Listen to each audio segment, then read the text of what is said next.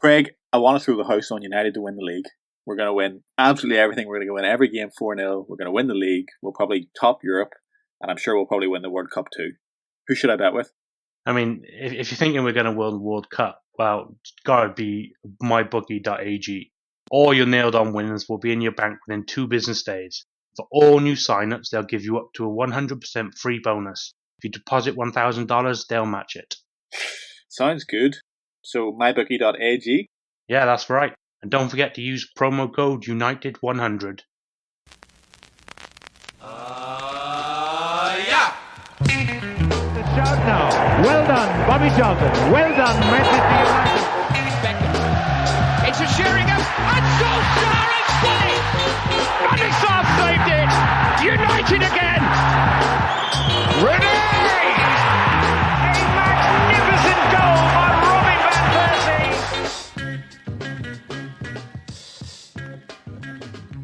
Persie! Welcome to United Hour, your official Red Cafe podcast for all things United. I'm Nick. I'm Craig.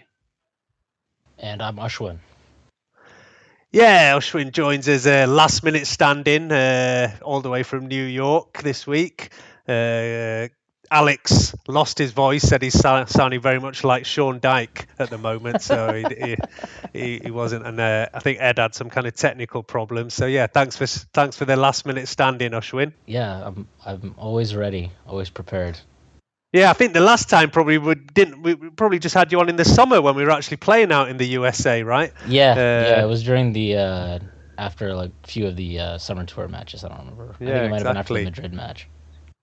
So yeah, not the best time for you to come back on, but you know we've got to give our thoughts on these things anyway. I guess we're not all in the best of moods, right? I mean, you can't really. We've got to see what kind of positives we can take out of this. But yeah, we're recording this on Monday night, so we've had 24 hours to kind of stew on the defeat yesterday. I think it's probably a good job actually, because yesterday I was a lot more pissed off and would have just been ranting. Although maybe it would have made a good show. But I've had a bit of a chance to settle down on it. Where did you watch this one, Craig? At home, yeah? Yeah, I watched it at home, thankfully. And what about you, Ashwin? This must have been an early start for you in New York.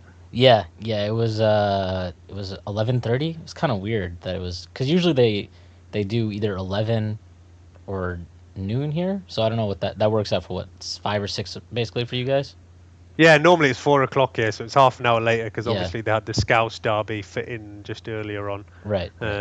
So yeah, I watched that in the pub, partly just near Old Trafford, the toll gate, and then the second half at Must headquarters, just near the ground. And yeah, we were in quite a good mood because that was a good result. Rooney scored the penalty. We were going on there, saw the kind of lineup, and in fact, to start in, the lineup was looking quite positive that he'd gone with kind of more attacking players than we thought about. So on paper, it looked like we were putting quite an attacking team out. So we're kind of hopeful that we might at least have a go at this. I mean, we had Rashford, Lukaku, Martial and Lingard on the pitch.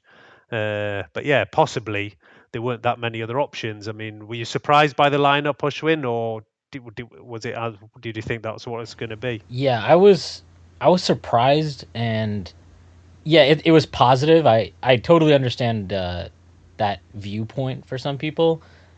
For me personally, it just seemed very out of character, and I didn't like it because we haven't seen a lot of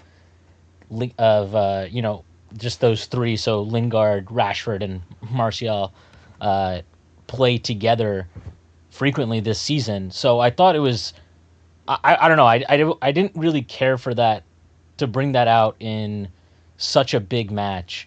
At the same time, I also think that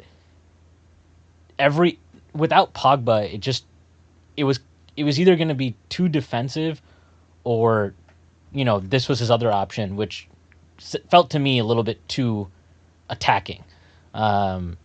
So I don't know. I thought just playing a similar system to the Arsenal match would have made some sense, but at the same time, I think that system is so dependent on Pogba for attacking threat that I I see why his hand was kind of forced in some in a way to switch the system. Yeah, I think that's what we said on the last podcast, that the most interesting thing was going to be whether he stuck with the kind of 3 centre-backs or switch back to 2 centre-backs, more traditional 4 at the back. And I think Colm was saying he thought we should stick with it because, we'd obviously won this Arsenal game and done pretty well in that kind of formation. Whereas I did say that I expected he'd go back to match City in a more kind of 4-3-3 kind of formation, because that's what Jose always does. He seems to always want to match the opposition and try and go toe to toe with them on that way. And that's what he's done. But to it, maybe it was a mistake. We looked a lot better against Arsenal than we have done over here. But like I say, without Pogba, there wasn't that many options. And that's the way he's had to go. Yeah, Herrera comes in, and then, we see what we can do. But, straight early on, what do you think? What were your early feelings on the game, Craig? 'Cause I know you're on the Twitter, obviously, and I think you'd written that you were not looking forward to this match. Although I know you'd said that against Arsenal as well, and that obviously went pretty well for us. So you always seem to be quite nervy pre-match. But, how did you feel the early bits of the match went? Yeah, early in the match, I thought it went quite well. Not as well as I thought it would or hoped it would be. I thought we could have attacked a lot more. There were a few things that happened that, to be honest, probably should have been looked upon a bit more, like the Jesus dive, for instance. I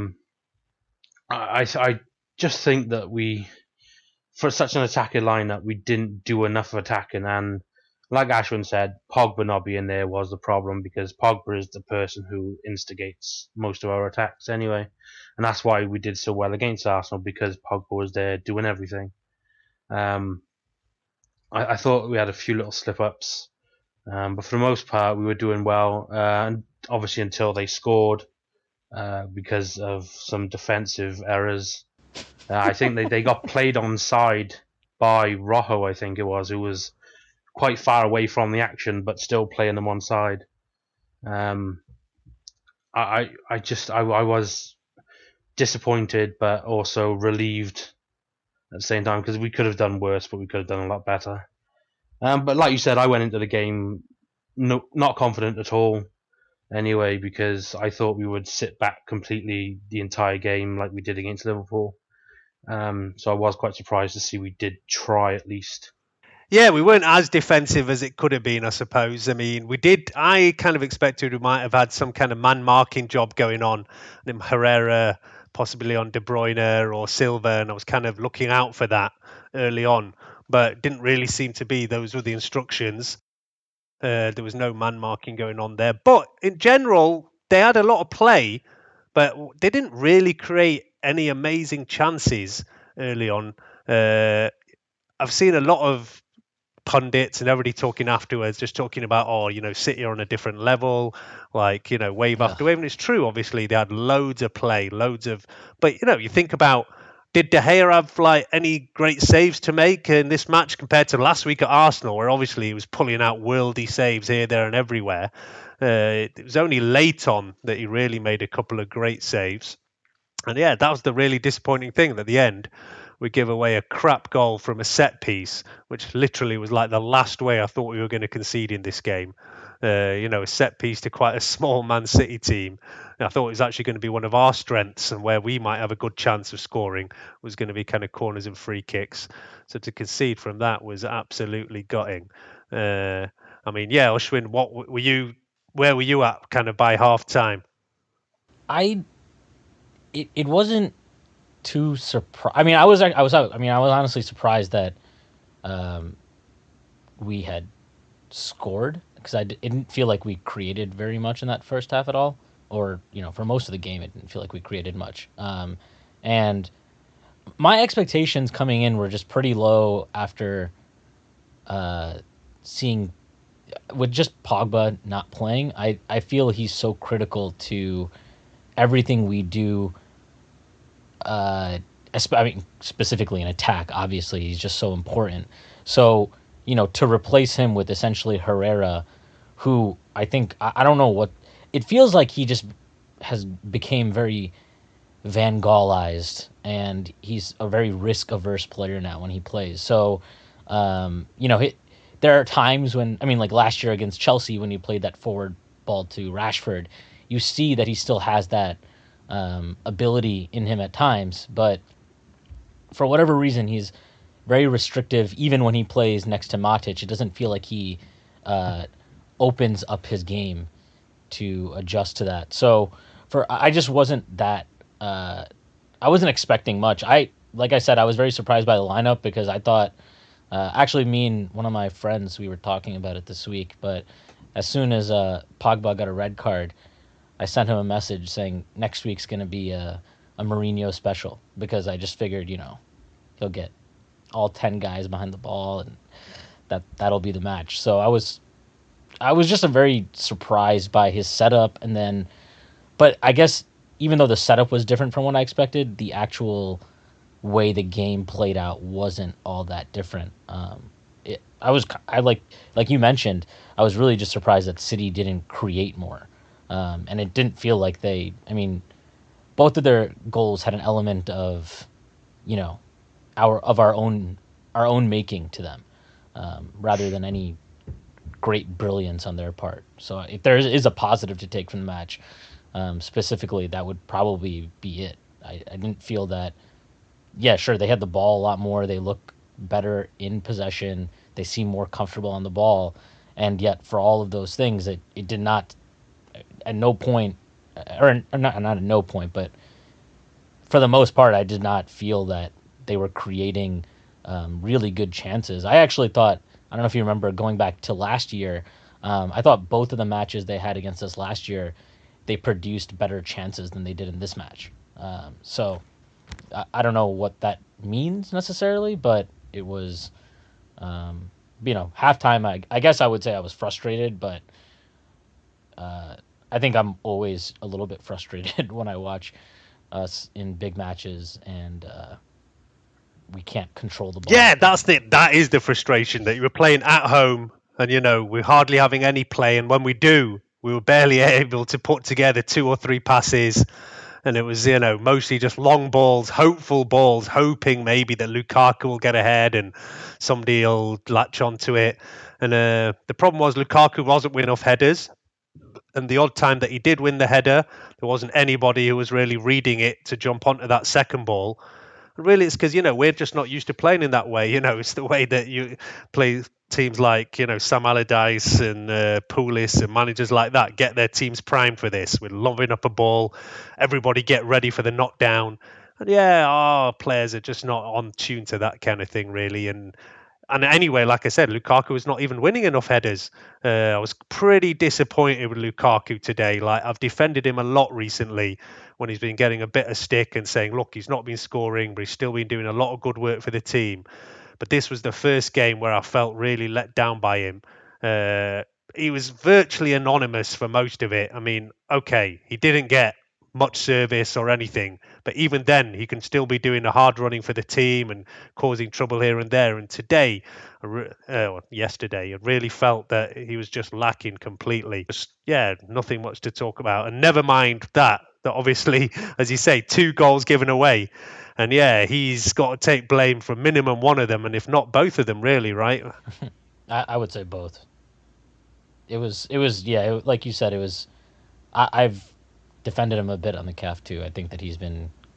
I actually thought the last few matches he played, he was really, really good, and I was happy he got the goal against the CSKA match, which we're not going to talk about because nobody cares. I thought he was really good in that. I was happy he got the goal because I thought against Arsenal, I thought he was excellent. I thought, I just felt he wasn't getting the goals against Watford. He missed a really easy chance, but he did contribute to a few of our goals in that match also. So, I thought that he's been playing well, but this match was really awful from him. Even if, just the mistakes were so bad, and especially the second one, where if he had just it feels like in these big matches at times, especially when he's defending on set pieces, it seems like he's very I don't know what to say. He's not composed. And so on that second one, if he had just had a look around, there was nobody that close to him.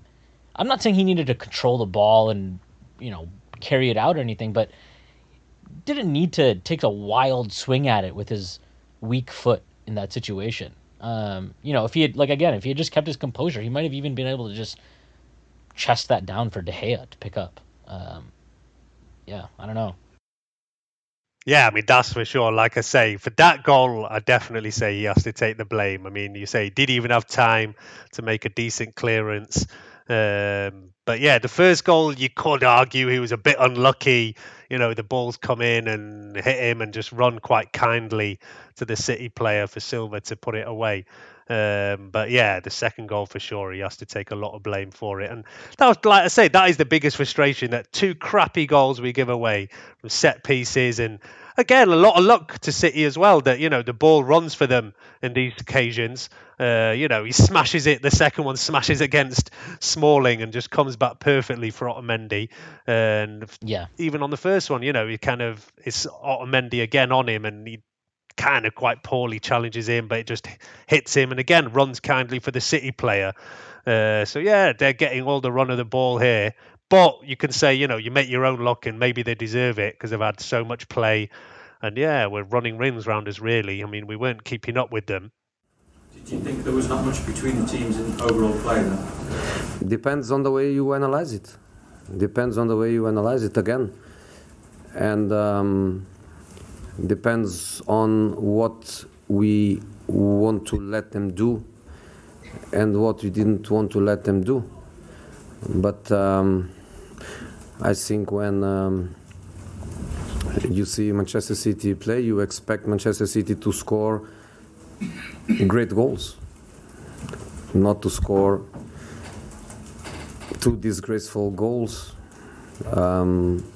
Are the last goals that you expect to concede against a quality team like Manchester City. Two very bad goals in one corner and one lateral free kick with rebounds, with incredible lucky or unlucky depending on the perspective. So yes, they had much more the ball. Yes, they had that apparent control of the game with the ball. But the biggest save of the game is the double save by their goalkeeper, and the big decision of the game is the unlucky decision of Michael.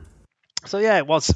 I mean, I was at the match, in the ground, and Alex last pod had said, "Look, I just hope the team give the crowd something to latch onto so that we can get behind them and whatever." And of course, we tried early on. We were a lot of good atmosphere, some good hope, but it's difficult to really, really get behind the team when you've just got so little of the ball and so little to kind of give to some impetus just to get behind the team, really. I mean, yeah, every time long balls out, nothing get there, and I don't know, it was difficult. It was difficult being there. And well, we were just pretty happy to go in at half-time 1-1, really. And like you said, that goal came from nowhere. And it's a City mistake. Each goal, all three of the goals were really like mistakes. And none of these are going to be in the goal of the month contenders, that's for sure. But half-time, I kind of hoped that Jose might see, look, it's not working. Can we change something? And that was it. At the end of the first half, when we went behind, all of a sudden we started to play. Martial had his first kind of decent run in and a half decent shot on target. And a few minutes later, just by pushing them into a mistake, we managed to get a goal. So I hoped that at half-time, Jose's going to say, look, let's push these. Like, their defence is there. They're going to make mistakes if we have a go at them properly. But it seemed that we came out second half and just, really it was like a rerun of the first half, giving them a lot of play. It was difficult to take. I mean, there was a couple of changes at half time. Rojo got injured and Lingard came in. Lindelof's. I mean, what did you think of Lindelof's performance second half, Craig? I mean, he's taken a bit of stick earlier in the season, but has been kind of playing slightly better. Comes in for Rojo, and how did you think he fared second half? He did well enough. I mean, he like you said, he had a lot of stick at the beginning of the season, but he's really grown into it lately. And he didn't do a bad job, to be honest. I did think that maybe Jose would start him from the beginning because of obviously Rojo only just come back from injury, and I think starting Rojo against City was probably a bad idea. And Lindelof has been in form anyway. I think Lindelof did better than Rojo did in the 45 minutes. On the ball for sure. I mean, that was one of the Rojo was constantly just punting the ball upfield and hoping for the best. Yeah, and that's the thing we really got Lindelof for as well, because of his ball playing ability. Like, he's a solid defender, but he's also very good on the ball. And that's the kind of thing we need, because if we're trying to play it from the back like we do a lot, we need someone like him in the team. Yeah, it was lacked, and Rojo had a pitiful 39% passing accuracy in this game. Yeah, I mean, it's one of the lowest I've ever seen from one of our players. Yeah, for a centre back. I mean, yeah, it's like I said, it's because most of his balls were kind of hopeful punts upfield and weren't really connecting with anybody. But I think that is literally one of the lowest I've ever seen for a centre back. I mean, yeah, even for an attacking player, that would be pretty bad. And in fact, Lukaku's is also down there, 38%-ish, which is, shocking. It's really shocking and just shows what the whole problem in this was. Yeah, Lindelof played the same amount of time as Rojo and had an 80% pass completion. I mean, we weren't pressed second half as they were first half. I mean, they weren't giving us a second to try and play, and we were struggling with that a lot. But still, that's a vast difference, 80% for Lindelof versus like 39 for Rojo. There's a big difference there. So yeah, fair play to Lindelof coming in and giving us a bit more of an option there. Something I picked up. But yeah, again, all around the team, like there's a lot of 70% in there for passing accuracy. People like Matic, who you hope will be the ones who might try and calm it down a bit, keep hold of the ball. But yeah, we just didn't manage to play at all here. I mean, fair play to City, like I say, they hounded us. And it was interesting to see that Jose had picked this out pre-match. So it's something I look for, saying that, people talk about the beautiful game and that Guardiola's the kind of, tiki-taka beautiful system. But watch out for their very cynical fouls and what they call the kind of dark arts of, fouling just at the right time in the right way. And yeah, when you watch it, you see it's exactly what City do. As soon as we got the ball, players just make an absolute beeline for it. If they can't get the ball, they make sure they take that player out. They leave one on you, huh? Yeah, and it just gives them then that bit of time to catch up with play and doesn't let you have that counter-attack that kind of worked so well for us against Arsenal. Because, yeah, they make sure that it slows it down. And then, yeah, that gives them time to get back. I mean, something I noticed actually again and again. So, yeah, it was interesting that, like I say, people always kind of talk about that as if Mourinho plays this like anti-football way. But Guardiola, he's also got very interesting ways of going about things. And, yeah, and they take it in turns as well to foul, because they don't want the referee to pick up on it, and they don't want, yellow cards given out or anything like that. So it's literally as if it's like programmed in that you take it in turns for you go at him, so that it's not noticed and that these fouls can go away unpunished. But yeah, it's definitely part of their game and something that, yeah, was interesting to watch and pick up, especially, like I say, you can see it more when you're actually live in the ground, whereas it's not always focused on television. Yeah. Pero Joseph, for you, how important or the influence that the continued overacting of City players, the clearly penalty over under, and finally the lose of time in the final of the game, how important is it? The lose of time is very important. The lose of time is something that intelligent, creative players, they know how to do. Is the kind of thing that I also want my players to do in similar circumstances, and I would never criticize an opponent to do what they did in a very intelligent way in the last part of the game. So well done. Well done in relation to that. Could you think what now, or a City just on a different level, and we just have to accept that they're much better than us, and we're not at that level? What are the solutions? What can we do about this? So this is actually something I was thinking about after this match, and this is something that was talked about on the CAF. I remember this is that was when I first started reading the CAF, was around the final years of Ferguson's time, right? So I remember even then there were always a lot of complaints about how we played in some of these big matches. I remember after we lost to Madrid in the second leg, there were obviously a lot of people that blamed the ref for giving the red to Nani, but I remember that there were also a lot of people saying that, after the red, after they scored 2 goals and we finally had to chase the game, we were forced into a situation where, you couldn't just sit deep and, hold your defensive positions. We had to come out and play. But once we actually came out and played, we created a load of chances. And I remember that a lot of people were frustrated that it took all of that to happen to really come out of our shell and go at Madrid. And this is just a mentality we've had in a lot of big matches for a while, I think. And I think that to some degree it's ingrained in some of these players. I wouldn't say that. Obviously, I don't think Mourinho is. I'm sure he encourages a lot of the risk averse, just hoof it out of defense and hope that Lukaku can win a long ball. He encourages that certainly in these big matches. I just don't know how much is totally on him. Like when you see the lack of composure on the ball at times, I don't know how much is Mourinho making Rojo completely incompetent on the ball. I don't think that's him. I don't think that he has control over. Now you could say that he shouldn't have played Smalling because Smalling has poor technique, and he's when teams do press him, he's just going to kick it up aimlessly.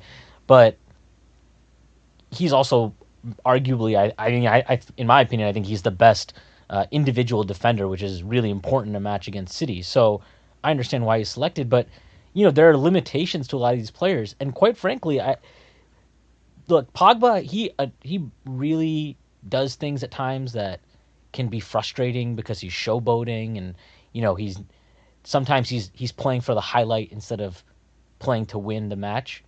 He can get caught up in that a little bit, I think. But he has that arrogance and that confidence in himself and on the ball where, if Rojo was getting pressed and Pogba was playing, he would make himself available and he'd show to the ball.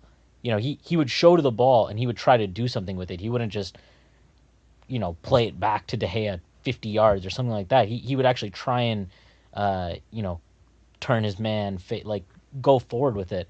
And I think having him in the side gives a lot of players confidence as well. Against Arsenal, I actually really liked our approach in that match, and I thought that Mustafi going off injured helped Arsenal weirdly because it forced them to change their shape, and that kind of nullified some of our game plan. But even though we didn't have a lot of possession in that match, when we did get the ball, I thought we looked very threatening on the counter because I don't know how to explain it. It just feels that the players they look more confident with Pogba in the team. They look like they believe that they can play against anybody when he's in the team. And then you compare it to these matches we've seen where he didn't, okay, Arsenal had a lot of shots. They had a lot of possession, obviously. But I thought we looked more of a menace in that match than we have in any of these big matches this year without Pogba, against Liverpool, against Chelsea, now against City. And it just seems like they don't have this. I don't know. He just gives us a confidence that I think we lack otherwise. For whatever that's worth. I don't know how much is Mourinho. Obviously, a decent amount. He's built and spent quite considerably on this team. He's picking the sides. But I do feel like some of this stuff is just a mentality in players that needs to be overcome. And I don't know. I was hoping that winning at the Emirates would kind of imbue the entire team with more confidence in situation against the top six teams, top six sides. But yeah, it wasn't the case against City, and yeah, obviously very disappointed by how we played and just the general lack of composure, I guess. Yeah, that's it. Without Pogba, we don't have anybody who's really linking our defence to the attack, and that's why every time we seem to see the best option was going long. But yeah, as I say, maybe yes, some of it does have to come down to Jose, because I can't imagine. I mean, at half time, if he's not happy with these long balls, he's got to say something about it. But it just kind of continued, right? It's not like anything changed at that point. So it means he's almost thinking that is our best chance. And maybe it's because, yeah, he doesn't trust Matic or Herrera to do what Pogba can do, and just decides that, look, we haven't got any other option for midfield kind of creativity, and our only option is to go long. And that was the big disappointment, that Lukaku, you'd hope that such a big, strong player can hold the ball at win balls, but he doesn't. I mean, Fellaini obviously is one of his big strengths. It's something he can do very well, but he was missing for this game as well. And probably Zlatan, and in a fit Zlatan, can probably do that better than Lukaku as well. But yeah, he's nowhere near ready to be starting a match like this. So yeah, hopefully it's something that Lukaku can learn over time. So I say, yeah, look, Mourinho does have to take some blame, but he's obviously not trusting his options, and maybe he's still waiting for other players. Mkhitaryan's been a write-off this year. He should have been the one on paper that, if Pogba's missing, is the kind of link play there who should be bringing in play. But he wasn't even on the bench for this game. So yeah, I mean, possibly his United career's over. Even I don't know how exactly he's going to come back from this now. The only other one is Mata, and he's kind of probably past his best now. A few years ago he could have played that kind of role perhaps, but he's I think half a yard off the pace nowadays. Still a good player, but he's definitely past his peak.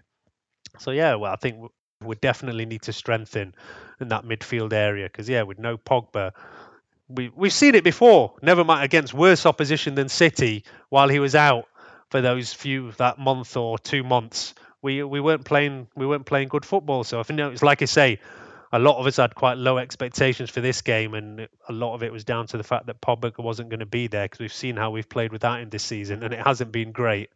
So to go into a game against the most informed team in the country without him was going to be difficult right from the set go. But yeah, I think our defence did pretty well.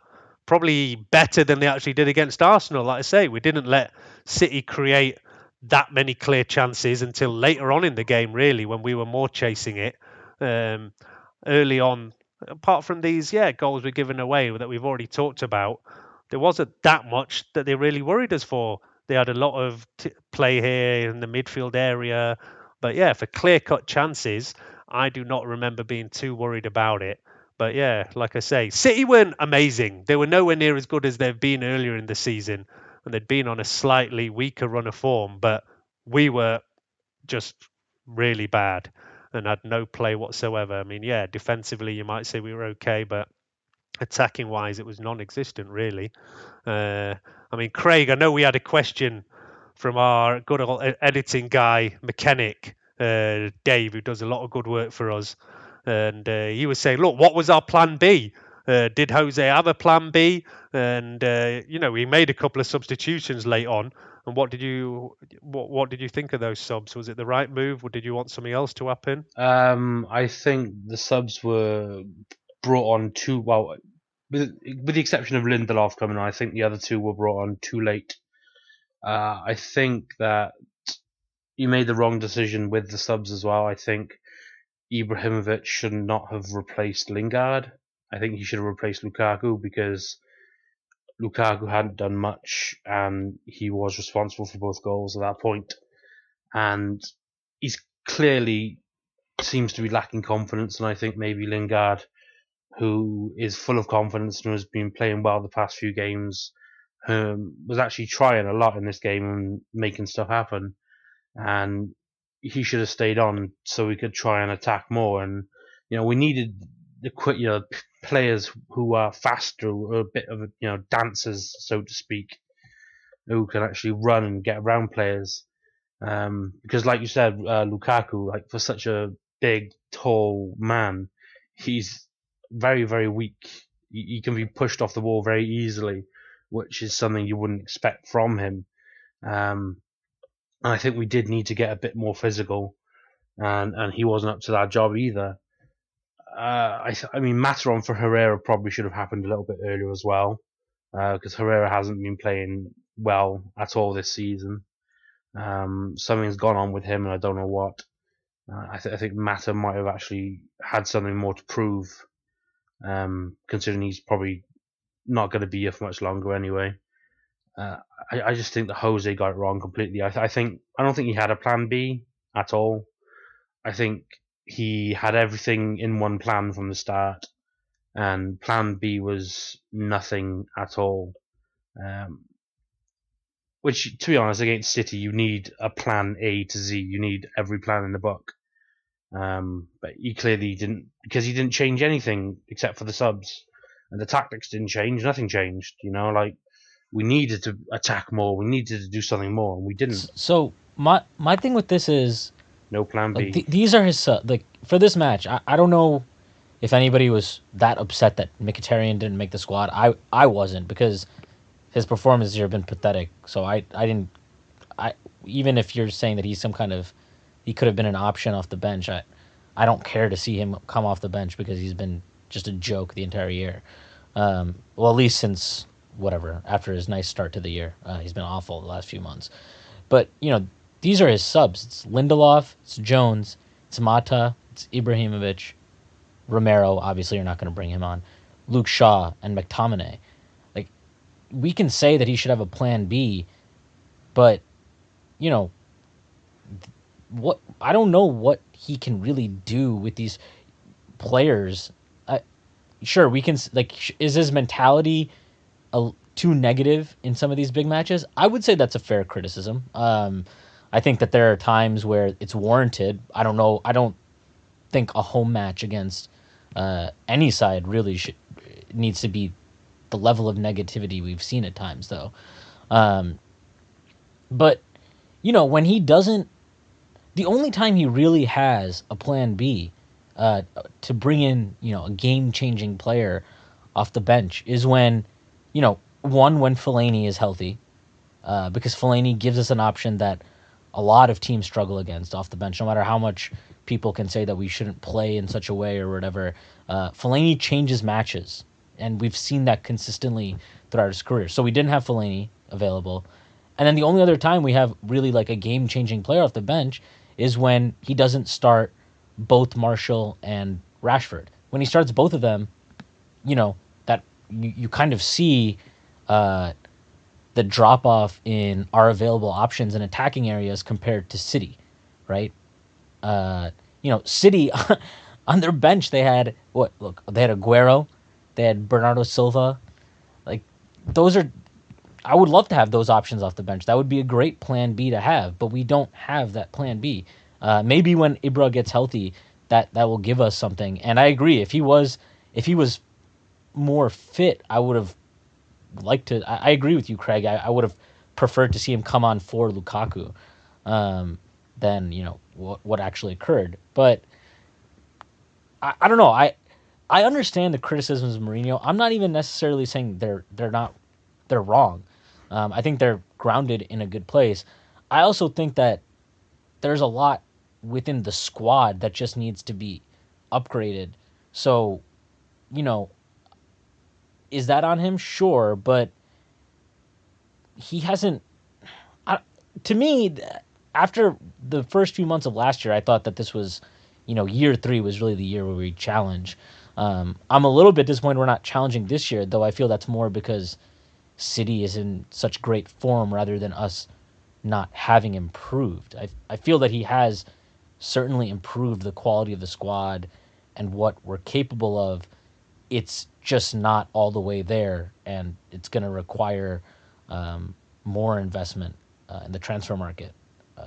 So I don't know. I guess I go both ways on Mourinho. There's good and there's bad, and I think it's easy to just focus on the negative, especially after a loss to the City rivals. But it's I don't know. I like I said, I just keep going back on it, and I think that there's also good things that he's done that he won't get credit for. Like, just a small example, but when a lot of the cities, some of their young attackers, right, Sterling, for example, he's having a great year. He clearly has taken another step in his development as a player. Pep will get credit for that, right? He'll get all the credit for that. But Martial he's had a bounce back year after he admittedly said his head was elsewhere last year. He looks like a more decisive player now than he had previously. But Mourinho won't get credit for that. People will say that he was holding him back this entire time, and now that he's taken him off the leash proverbially, that's why he looks better.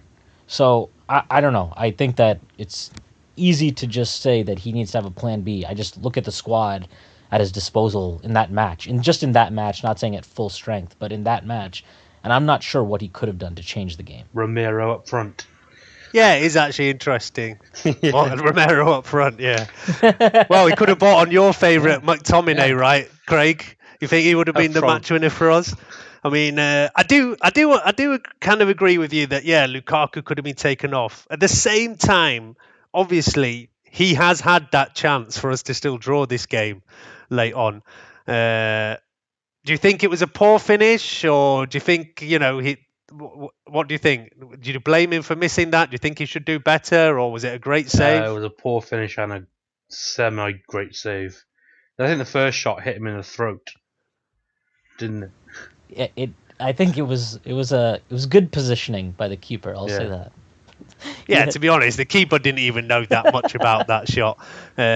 I don't totally blame Lukaku for it either, because the ball is slightly behind him and he just has to get his foot on it and it goes where it goes. He doesn't really have that much chance to aim it exactly where he wants.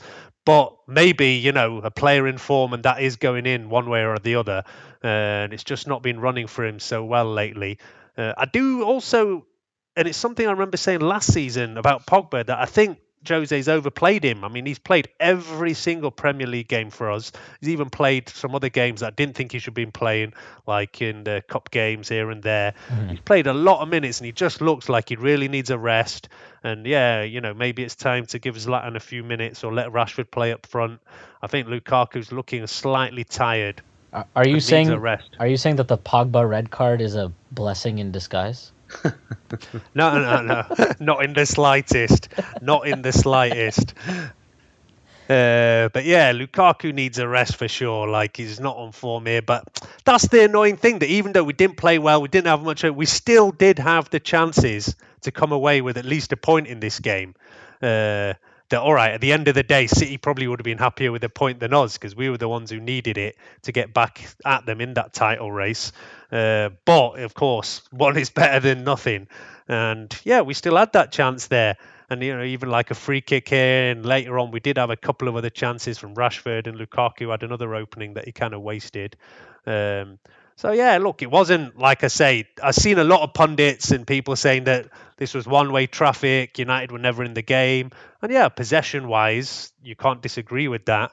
But actually, if you look at chances created and decent chances and open chances, wasn't that much difference between the end result. Yeah, I think they had 7 shots on target and we had 5. Yeah. So, I just... That's kind of what I'm talking about. The result sometimes can take away, because I watched it again. I watched it a second time after, and the result sometimes can skew how bad or how good you view a performance. If Lukaku scores that goal and we get a draw, I don't think anybody is as negative as I've seen on the CAF and, like you said, pundits and all this stuff. It's like the result has dictated the level of negativity.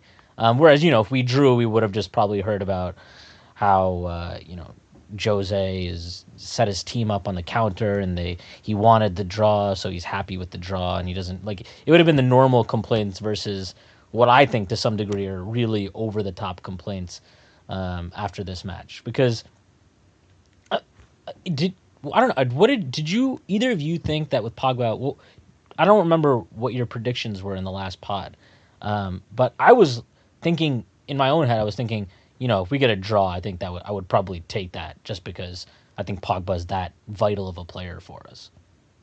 Yeah, I mean, predictions on the last pod, it was actually Alex actually got it bang on. He said we were going to lose 2-1. Colm thought we could hopefully win 2-1. And I said that I thought we could nick a 1-0 just by defending and getting that one chance and getting a goal, kind of like we played against Spurs or something like that. Right. That was maybe more out of hope than anything. Because like I said, without Pogba, my expectation was pretty low. Yeah, like I say, a draw. That was the problem with this game, was that a draw wasn't going to be good enough for us. We had to win it. Right. That's why the approach as well was more difficult to take. Normally, like, you don't mind a draw in this kind of big match and whatever, but because we were 8 points behind, we had to win this game. That was why the approach and everything becomes, I can't accept it. I've complained before about the kind of defensive football. And yeah, all right, if you win a game, then you say, all right, I'll accept it. But I complained a lot earlier in the season when we went super defensive at Anfield, because I thought we should have got at that team. And again, I don't think City's defence, the few times we had to go at them, you could see that there was definitely chances and goals that could be scored against them.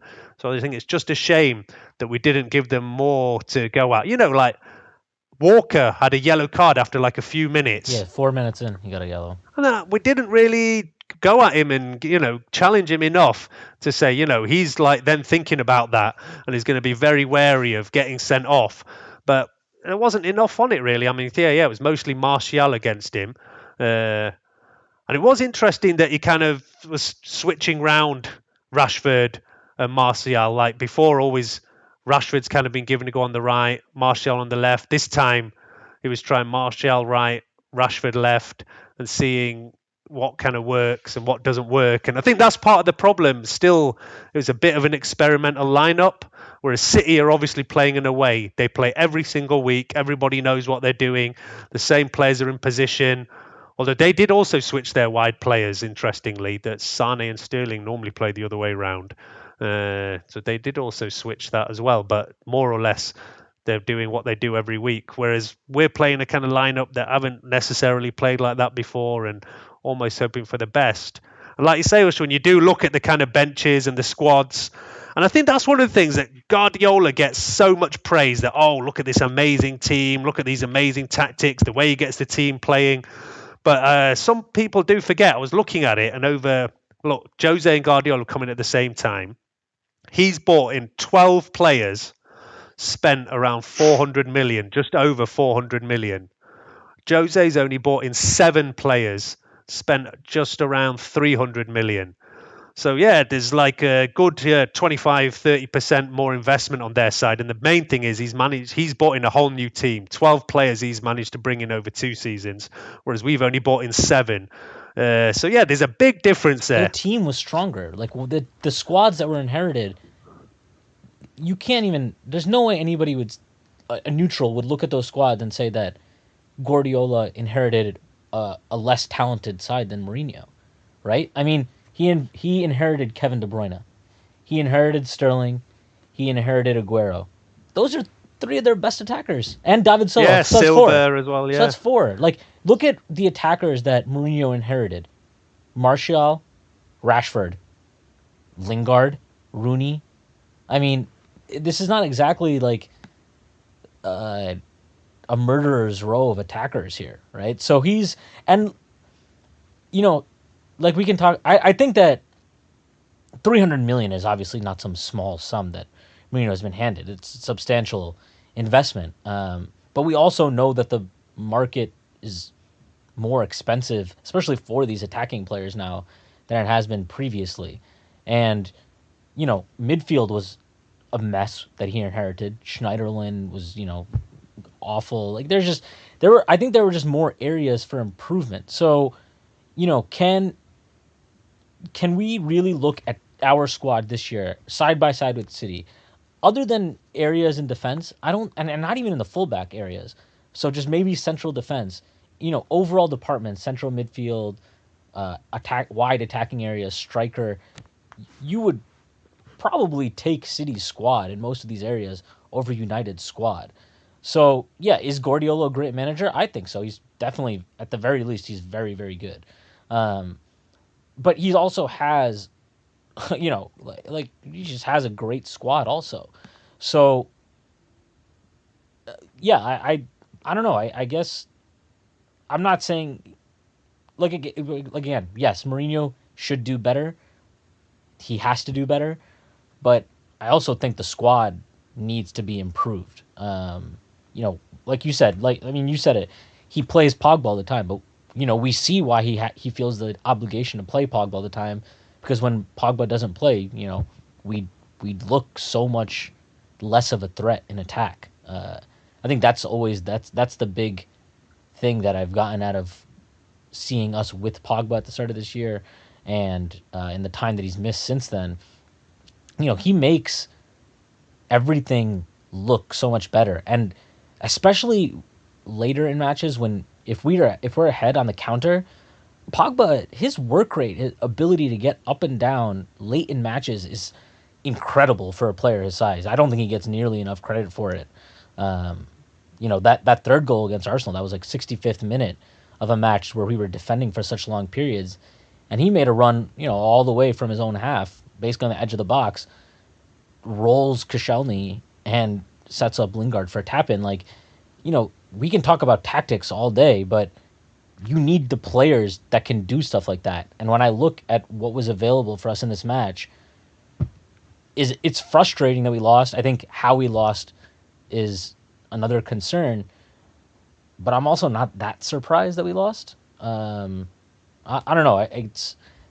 It's more than one problem, I guess, is what I would say. It's not just Mourinho, and it's not just a bad squad. I think Mourinho needs to do better, and I think we need to upgrade in key areas of the squad also.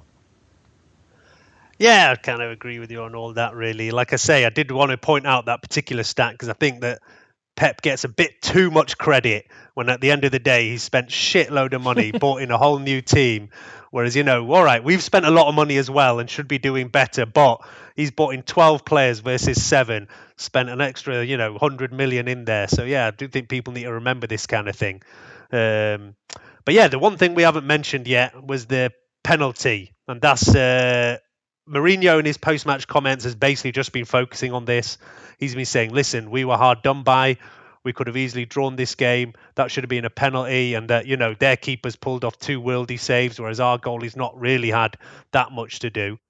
Jose, have you seen the penalty incident? Yes. Again? Yeah. Yeah. And you think it was definitely... Yeah. And that's a big call, isn't it? Exactly. Like last season. Exactly the same. You can speak about anything you want. You can bring any football theory. You can bring the stats. You can bring the ball possession. You can bring everything you want. But like last season, is a huge penalty in a crucial moment of the game. But I have also to say I feel sorry for Michael Oliver because I think he had a good game. I would say a very good game. Assistants, the same. Moss, I think they come with the intention to make the perfect work, which they almost did.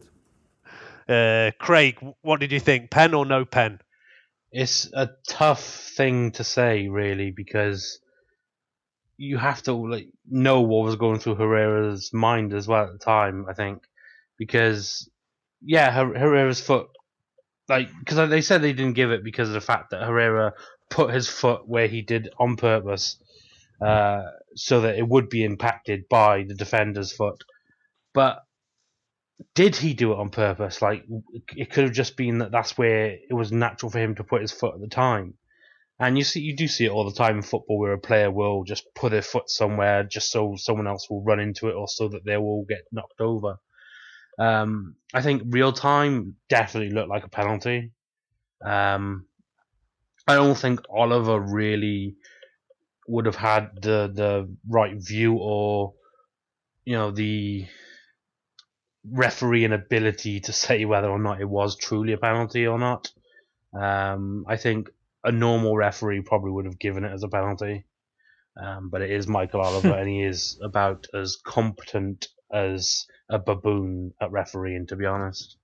He's an appalling referee, and he probably wouldn't have given it even if it was a stonewall penalty. But then, did Herrera put the foot there on purpose just so he'd fall? Like, it's hard to really tell whether it was on purpose or not. But I do think that right then and there, in the heat of the moment, it was definitely a penalty. Yeah, for me, it's a penalty. Like, Herrera does make a lot of it, and I think his kind of overreaction is almost the reason that the referee doesn't give it. But anywhere else on the pitch, that is a foul. Yeah. But he's just bottled it in this position, the referee, because Herrera gets to the ball. Otamendi doesn't get anywhere near the ball. He doesn't touch the ball. And he does make contact with Herrera and stops him from going anywhere and takes him out. I mean, it's soft, whatever, but like I say, anywhere else on the pitch, that is a foul. So, yeah, that should be a penalty for me. What do you think? Definitely shouldn't have been a yellow card. Yeah, I would say that I'm less upset that it was... I mean, I would have loved a penalty. I'm less upset that it was not a penalty as that he booked him for it. Because, I mean, yeah, like you said, he made a lot out of it, but it was like there was contact. It wasn't as if he just... It wasn't one of those where he just totally goes over and there was no contact at all, right? It wasn't like Jesus that he actually dove, like properly dove, and he didn't get a card, right? So, yeah, it's just very he's just so inconsistent, Oliver. Like there's never any consistency in his decision. Like you were mentioning this, how City they constantly have these tactical fouls and they rotate the players that do it.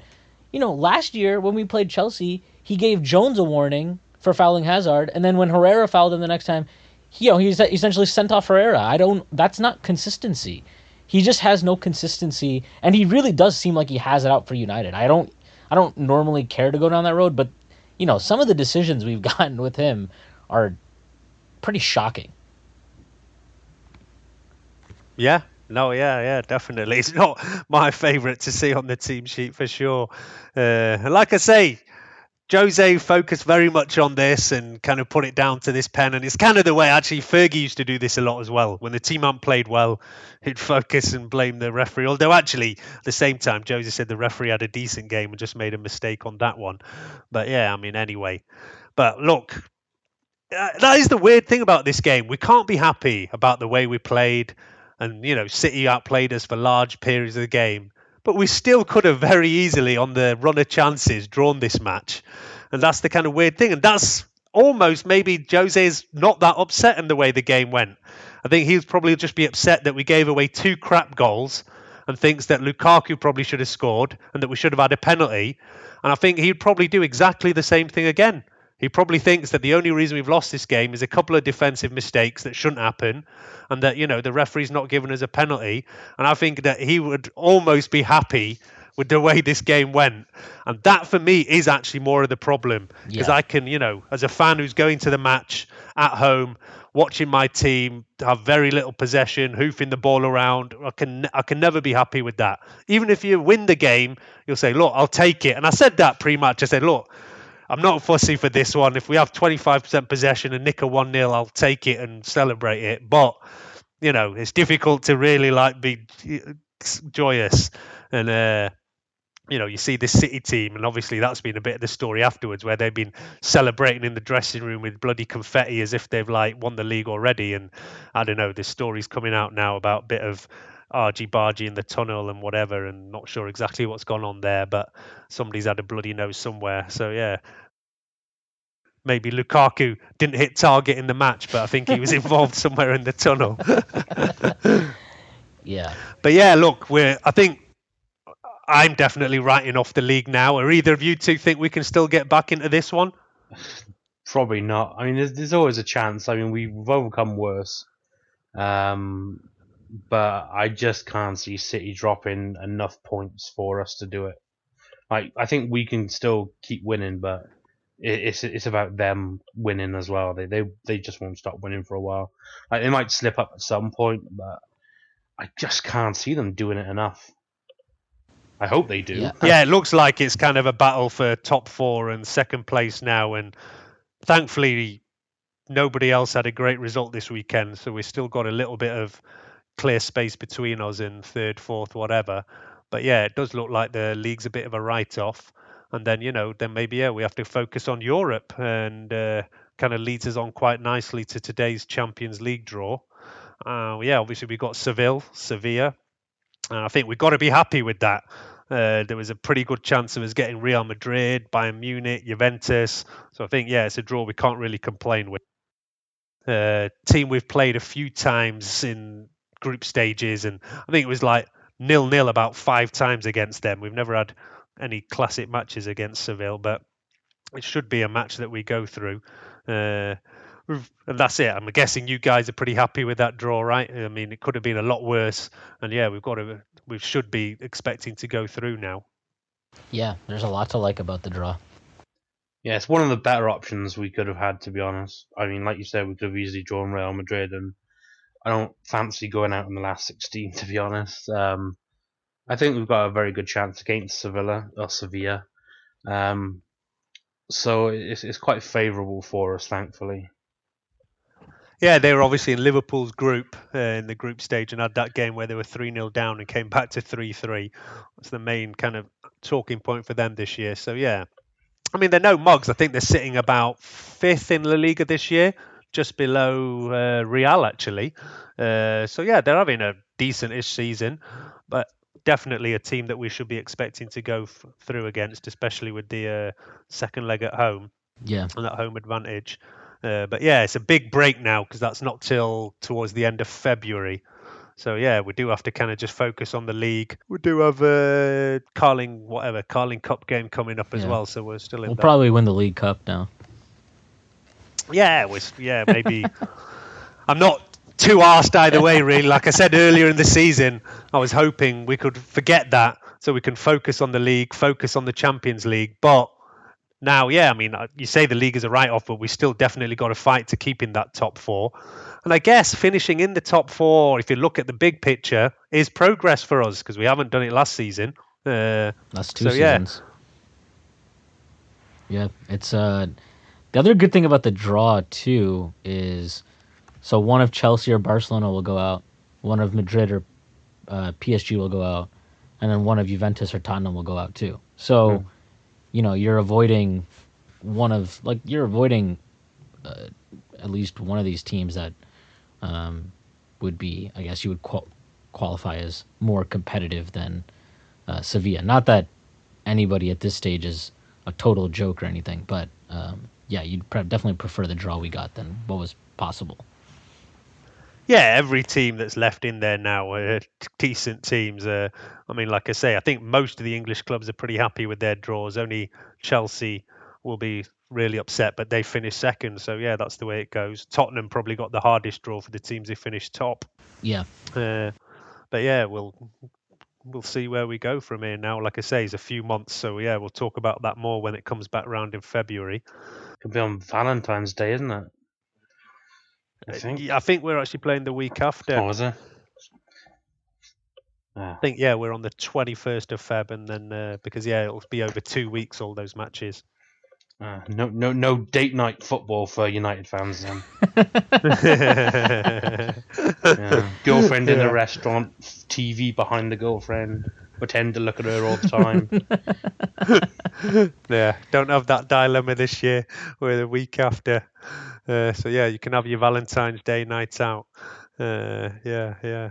But yeah, The good thing, I mean, obviously, nothing is good after a loss like that. But I think in some ways it's nice that we have a midweek match. So this, hopefully they can get the taste out of their mouth real quick, and get a result. Obviously, midweek, just kind of move on from what's obviously a really poor result in the grand scheme of things in terms of the league. But I think it's important that, like you said, getting top four comfortably would represent progress, because we haven't gotten top four each of the last 2 seasons, and we have also just struggled so much in the league at times. So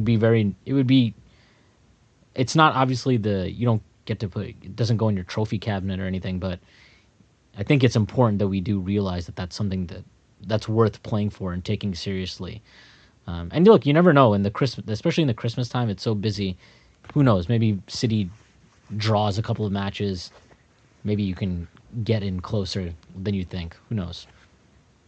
yeah, I do hope that somewhere along the line there can be.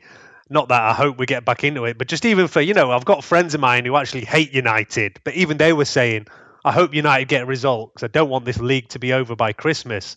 And they're the kind of neutrals, and they're like I say, most of the time it's everybody's anyone but United, and we're the most hated. But this time, I think quite a few people were hoping we had a result just to keep the league interesting.